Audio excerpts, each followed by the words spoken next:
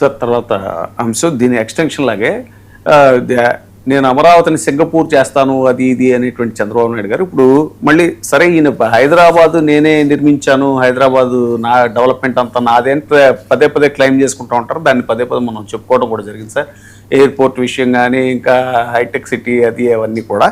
ఇప్పుడు తాజాగా హైదరాబాద్ లాగా అమరావతిని డెవలప్ చేస్తాము అనేటువంటి దాంతో మళ్ళీ ఆ నినాదం తీసుకున్నారండి.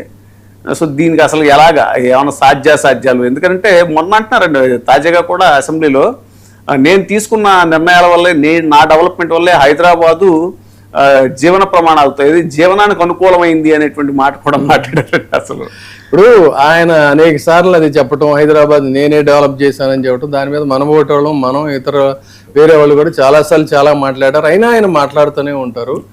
అయితే ఇప్పుడు ఏం చేశారంటే అమరావతిని హైదరాబాద్తో సరిపోల్చుతూ మొత్తం తెలంగాణ ప్రాంతం అంతా కూడా ఈ రోజున హైదరాబాదే ఆధారభూతం అయింది తెలంగాణకి ఫినాన్షియల్గా.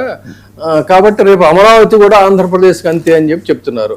అసలు ఎంత అబ్సర్డ్ అంటే ఇది ఒక సీనియర్ పాలిటీషియన్ పాలనానుభవం ఇన్ని సంవత్సరాలు ఉన్నటువంటి వ్యక్తి హైదరాబాద్ని అమరావతితో పోల్చడం అంటే ఒక మంచి కండలు తిరిగిన వస్తాదుతో నేల మీద పారాడుతూ ఉంటాడే, అడుగులు వేయడానికి 4 కాళ్లతో పారాడే బాలుడు, ఆ బాలుడు ఈ వస్తాదు ఇద్దరు కూడా చాలా సరి సమానం అని చెప్పి ఏదైనా ఒక పోలిక పొంతన అనేది ప్రాపర్గా ఉండాలి.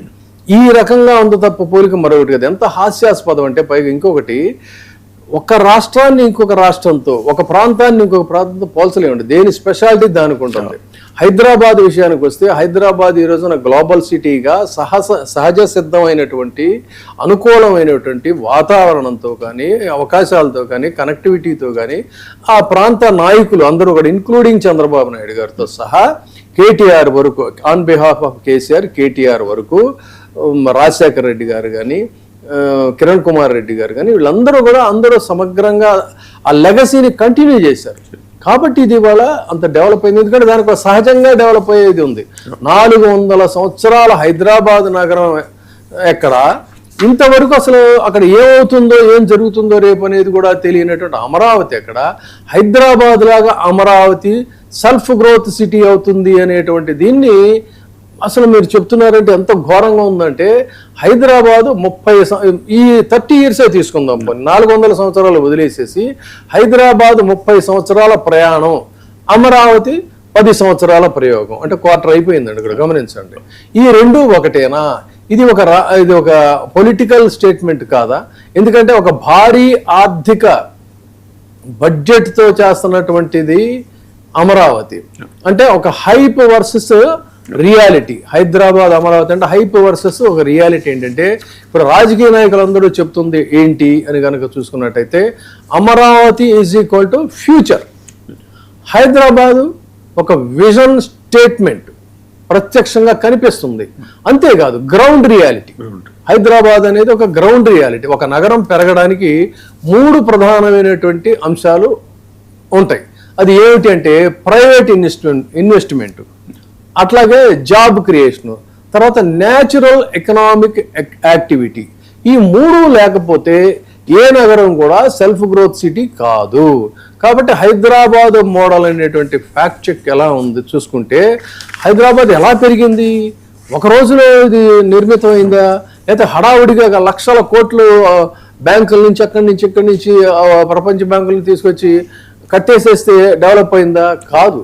30 సంవత్సరాల strategy, IT revolution, global companies, education plus infrastructure, private పెట్టుబడులు, తర్వాత government created eco system but private sector create చేసినటువంటి వెల్త్, ఇవన్నీ కూడా హైదరాబాద్ సక్సెస్కి ఒక సక్సెస్ సీక్రెట్ కింద దీన్ని చూడాలి.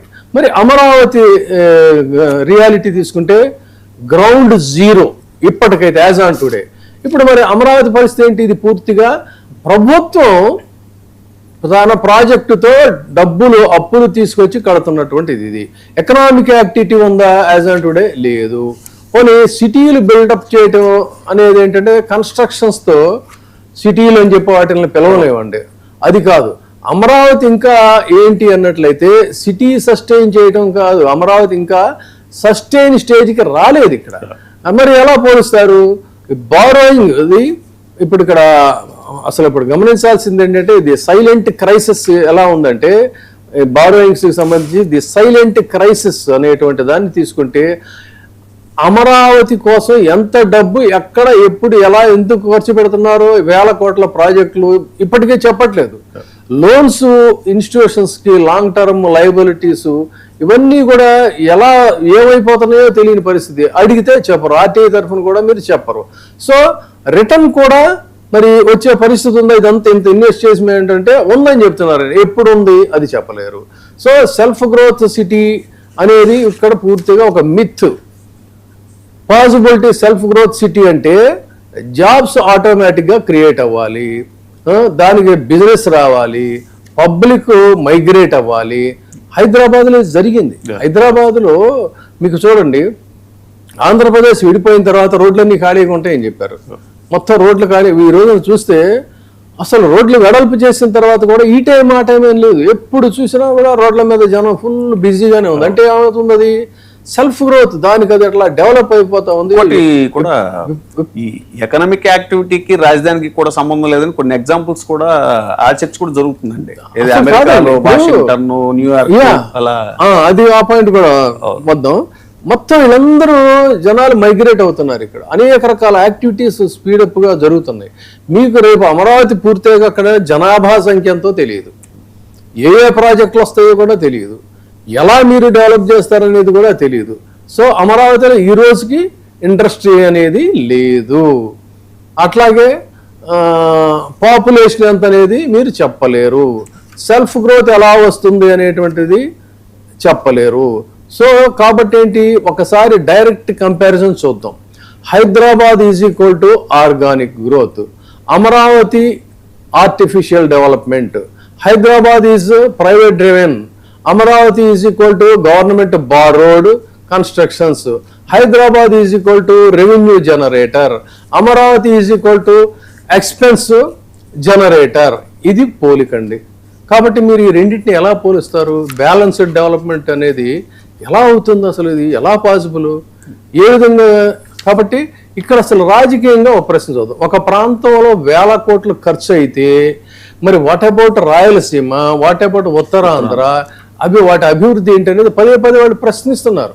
ఒక రాష్ట్రం అంటే వన్ క్యాపిటల్ కాదు, మల్టిపుల్ గ్రోత్ సెంటర్స్ కావాలి. మావిగన్ యాంగిల్లో ఇక్కడే దానికి సంబంధించి ఆ మావిగన్ కాన్సెప్ట్ అనేది జగన్మోహన్ రెడ్డి చెప్పింది అదే. కాబట్టి విజయవాడ గుంటూరు బెల్ట్ ఎందుకు అవసరం అంటే అక్కడ ఆల్రెడీ ఒకప్పుడు ఒక బ్రహ్మాండంగా వెలసిల్లింది పోర్ట్ కనెక్టివిటీ కానీ, ఇండస్ట్రియల్ పొటెన్షియల్ కానీ. తర్వాత కాలంలో రాజకీయాల వల్ల హైదరాబాద్ వచ్చాక అవన్నీ పాతపడిపోయినాయి. కానీ పాపులేషన్ కానీ ఇవన్నీ కూడా న్యాచురల్ గ్రోత్ జోన్స్ అండి. ఇవన్నీ వీటిని కొట్టిపారండి, వాటికి దాన్ని రెజనవేట్ చేయొచ్చు. అది ఇక్కడ కావాల్సింది. కాబట్టి తర్వాత జియోగ్రఫీగా కనుక చూసుకున్నట్టయితే హైదరాబాద్ వాతావరణం వేరు, అమరావతి ఆంధ్రాలో ఉండేటువంటి వాతావరణం వేరు. ఇన్ని రకాల వైరుధ్యాలు ఉంటే హైదరాబాద్ లాగా అమరావతి కూడా పెంచి పోషించే రాష్ట్రాన్ని పెంచి పోషించేది అవుతుందంటే అసలు అవసరం లేదండి ఆంధ్రప్రదేశ్కి. ఆంధ్రప్రదేశ్లో బ్రహ్మాండమైనటువంటి వ్యవసాయ భూములు ఉన్నాయి, తీర ప్రాంతం. అక్కడ పంటలు పండించవచ్చు. అక్కడి నుంచి సరైనటువంటి మీరు ఇంకా వాళ్ళకి ఇది ఇస్తే, ప్రోత్సాహం ఇస్తే ఎక్స్పోర్ట్స్ ఉన్నాయి అక్కడి నుంచి బ్రహ్మాండంగా. వైజాగ్ నుంచి సహజమైనటువంటి పరిశ్రమలు ఉన్నాయి. అట్లా మల్టీ డైమెన్షనల్గా ఉంది. బట్ హైదరాబాద్ అనేది తెలంగాణకు సంబంధించినటువంటివి వేరు. You cannot compare both the states. అది ఇక్కడ గమనించాల్సింది. అందుకని ఇవన్నీ కూడా ఏదో మభ్యపెట్టి ఏదో దాన్ని చూపించి దీన్ని చూపించి వాళ్ళలాగా నువ్వు నీలాగా వాళ్ళని చెప్పడం, ఇవన్నీ కూడా ఏంటంటే సత్యదూరమైనటువంటి విషయాలు. ఖచ్చితంగా హైదరాబాద్తో అమరావతిని ఏ యాంగిల్లో కూడా పోల్చడం సాధ్యం కాదు. ఇది మనకు డేటా కూడా ఏంటంటే రాజధానిలో కనీస వస్తువులకి ఎకరానికి 2 కోట్లు కావాలి. 2015లో